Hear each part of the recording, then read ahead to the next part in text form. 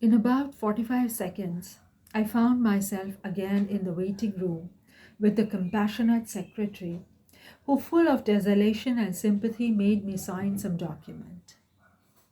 I believe I undertook, amongst other things, not to disclose any trade secrets.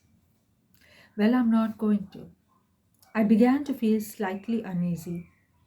I'm not used to such ceremonies, and there was something ominous in the atmosphere. It was just as though I had been let into some conspiracy. I don't know, something not quite right, and I was glad to get out.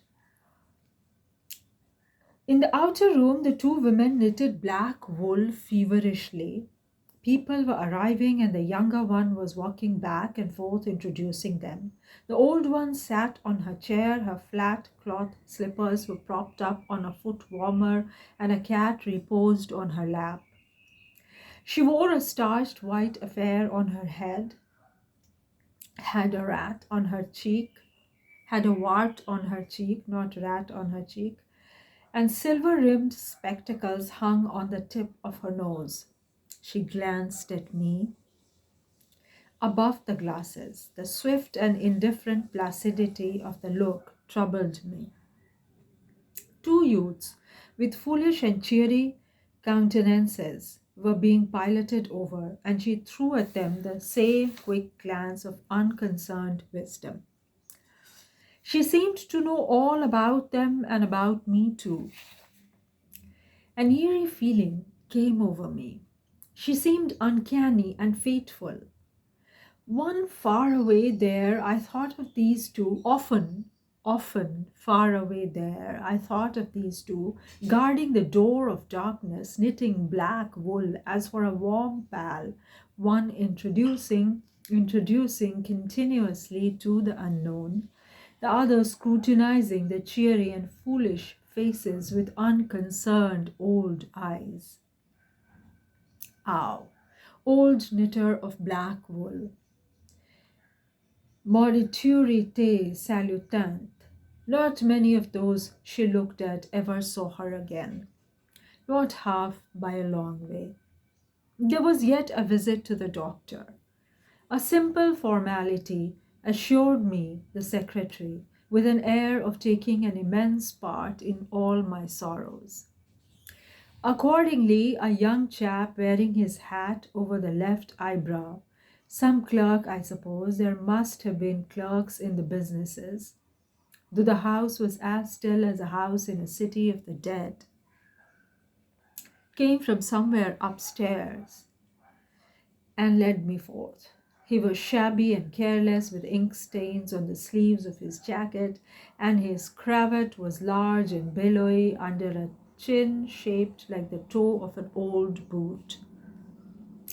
It was like little too early for the doctor, so I proposed a drink, and thereupon he developed a vein of joviality. As we sat over our vermouths, he glorified the company's business. And by I expressed casually my surprise at him not going out there. He became very cool and collected all at once.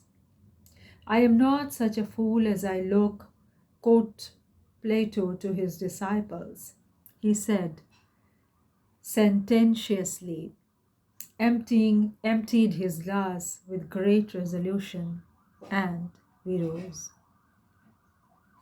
The old doctor felt my pulse, evidently thinking of something else the while.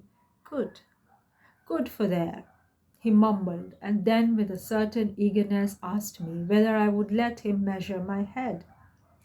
Rather surprised, I said yes when he produced a thing like calipers and got the dimensions back and front and every way, taking notes carefully.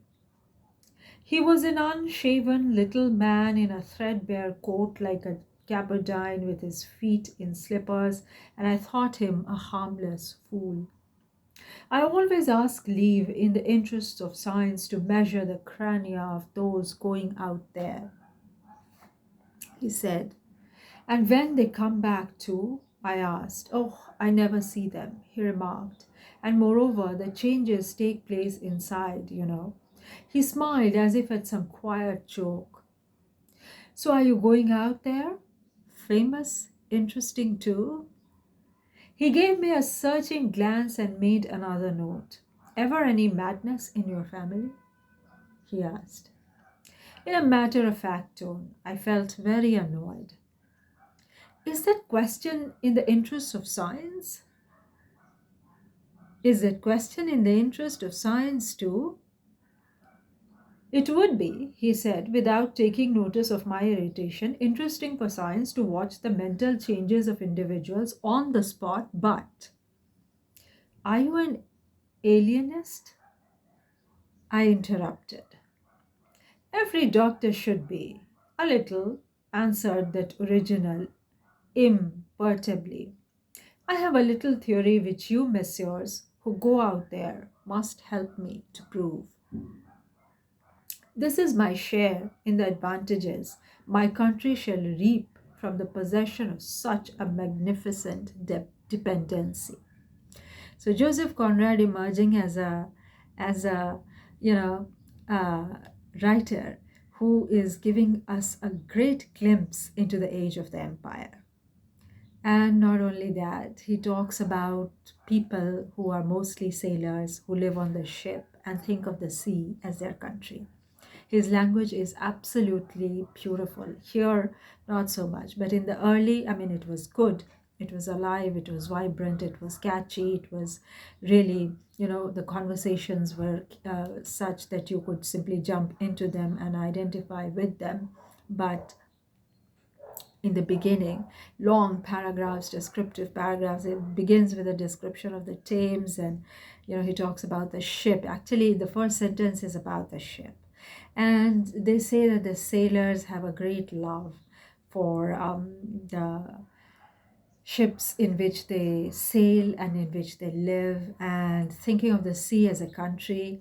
In today's global times, it's so international, it's so open minded, and he's giving us an honest and sincere and a close look into the empire making business enterprise, clearly talking about profits, clearly talking about gains to be made by sailors, by the merchants, by the companies, and doing their country proud.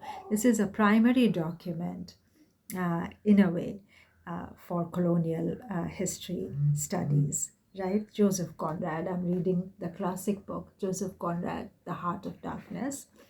Thank you for hearing me, and I would like to share more of his writings with you, particularly this novel. And I'd been waiting to read it, I'd been waiting for such a leisure in way. It's hardly a leisure. I'm sitting on so much work of my own, proofreading and whatnot. So, thank you. Cheers. Cheers to the classics.